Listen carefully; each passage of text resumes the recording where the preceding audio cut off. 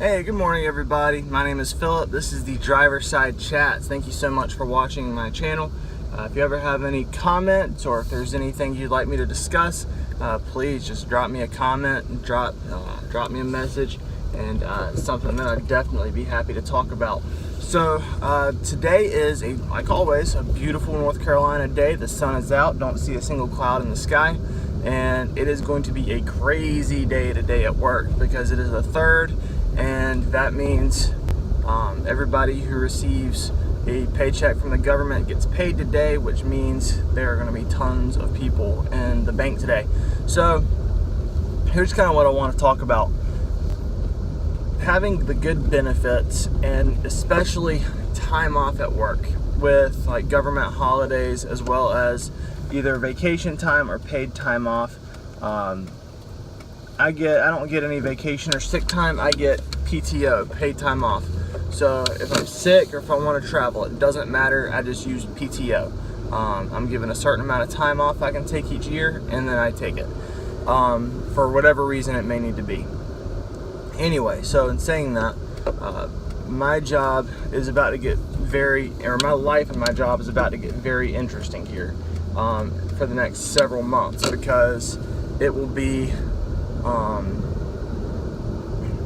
it'll be filled with a lot of cool things. So I get, on average, I earn up until this time 15 days of PTO a year. So I get 10 hours per month, which means that it's 120 hours divided by 40 is 3 weeks or 15 days. So that means then that if I'm getting 10 hours a week, I started in March, and so my time didn't accumulate until April. So really I'm only getting 90 hours this year, which is fine. I believe that's somewhere in the ballpark of 11 business days.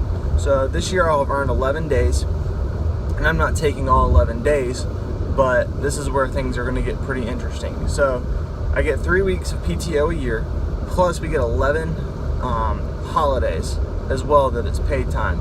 So the next few months are going to be pretty awesome, and I think if you're kind of savvy in your planning, it's something you should definitely consider doing for your schedule also. So here we are, we're sitting in the month of July, and that's about 22, since it's a Monday through Friday gig. I'm going to be working about 22 days a month if I don't take any time off. So this is where it gets great. So this month we have July 4th, which will be closed. So I get 1 day off this month, which isn't a big deal, but it is a nice little break just from the Monday through Friday thing. And with this year, it just happens to be on a Wednesday, so you work 2 days and get a day off, and work 2 more days and get the weekend off, which is great. So I get a day off here in July. Well, next month, my wife and I are doing a little weekend getaway for our anniversary, and I get to take Friday off. So next month, I'll also have the same type of routine where I get to work a 4-day week in the month, which again, it's just a nice little refresher. And mind you, this is only that'll actually be my first day of PTO that I've ever used. And that'll be the first time I've ever had a paid vacation, which I'm kind of excited about. That's just a luxury I've never had before. So then that's for August. Now September is going to get pretty cool too. I mean, it's actually about to get a lot more fun, because September, my family is doing a trip to Tennessee, which will be 5 days off, which I'm really looking forward to. That'll give me a whole week off, and so that's 5 days out of my 22 for September. Now October is going to come around, and we're not really doing anything for October. We might get a paid holiday. I really don't know for sure, but given that I've just come off of a week-long vacation, I think I can manage through October. November gets exciting, because in November I will be getting 3 paid days off for holidays. It's I forget what days it is for the holidays, but I know I get the Thursday and Friday for Thanksgiving off, which will lead into a 4-day weekend, which will be amazing. Then there's another holiday at the beginning. I believe it's on the 12th. It's somewhere in that ballpark. Please don't hate me for forgetting, but I can't remember right off the top of my head. And also, my wife and I are going to be doing another getaway with my church. So I'll get to leave a little earlier on a Friday. I won't get to have a full day off, but I'll have some time off that day, and I'll get to leave a little early. So that'll be awesome. 3 days of government holidays, plus a little bit of time off that month to make that month a lot nicer. So that'll be like, instead of working 22 days, it'll be like 18 or 19 days, something like that. Well, then it rolls right over in December, because in December I'm not taking any time off that I'm planning, but we'll also get 2 days taken off for Christmas, which, the way the calendar works this year, it'll give us another 4-day weekend, which I love 4-day weekends. Those 3-day weekends are great, but 4-day weekends, oh, they're so good. So we'll get that. Well, of course, January comes around and we're getting New Year's Day, which again is another awesome day. And I think that's the only day in January that they give us, which is completely fine, because we've just had a lot of awesome months to where we've gotten 2 or 3 days at a time. Well, when I move over to February, even better things are happening. So as of Sunday this week, my wife and I have booked a cruise to go to the Bahamas in February, mid-February, or beginning of February. So that'll be another 5-day vacation that we'll get to take. So a lot of awesome things happening. And of course, March or April we'll have Good Friday, and then the whole calendar will start back. We'll get Memorial Day or something like that also in June or July, or June. So, or no, maybe it's May. I think it's May. That'll all go down next year. But so that's like one of the awesome benefits of having those kind of hours. And when I roll around in another year, I should have a pretty decent amount of PTO stored up as well. Oh, there went a Hellcat.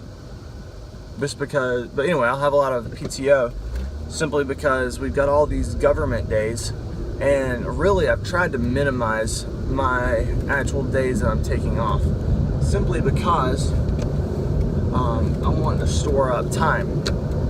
But I mean, that's just why I wanted to go over. I know that might sound a little bit like of a haughty statement for me to tell you all my time off and my vacations and stuff, just because it sounds like I could be bragging about it. I don't mean to brag about it, but that is why it's awesome to have a lot of PTO and to be able to have government holidays like that. Now, it's pretty neat for our situation. We're going to try to limit our vacation time simply so that we can build it up. I can roll over up to 8 weeks every year.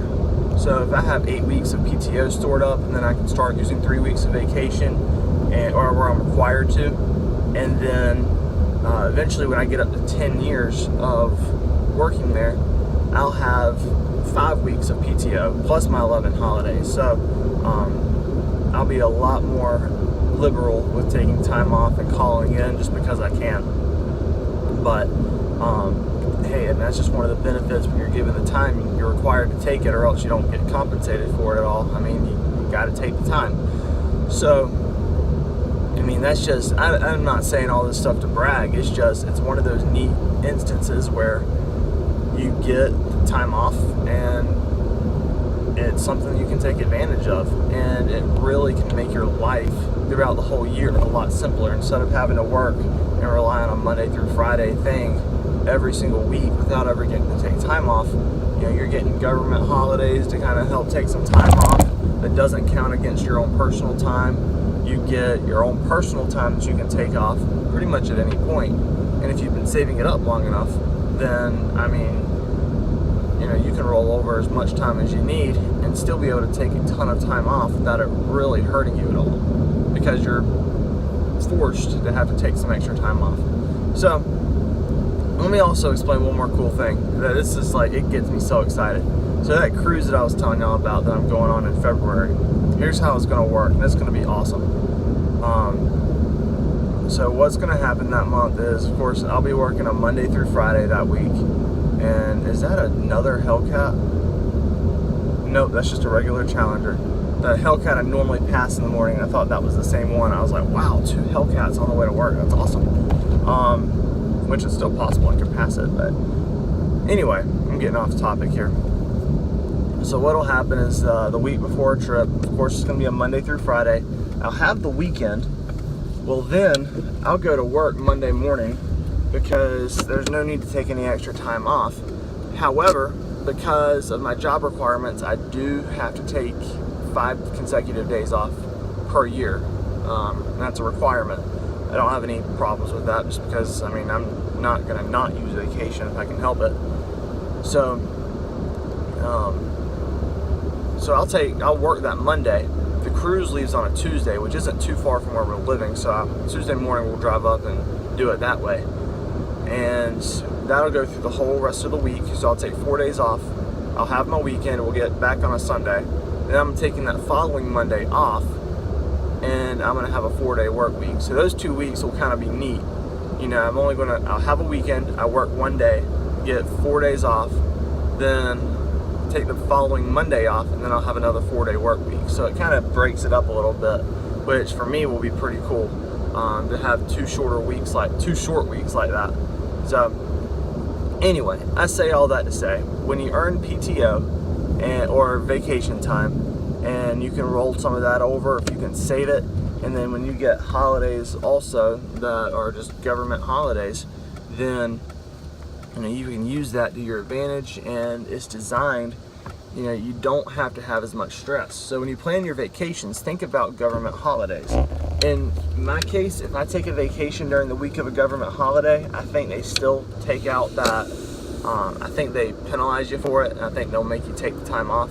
I could be wrong on that, so don't yell at me if I'm wrong, if that's illegal or anything like that, because I really don't know right off the bat.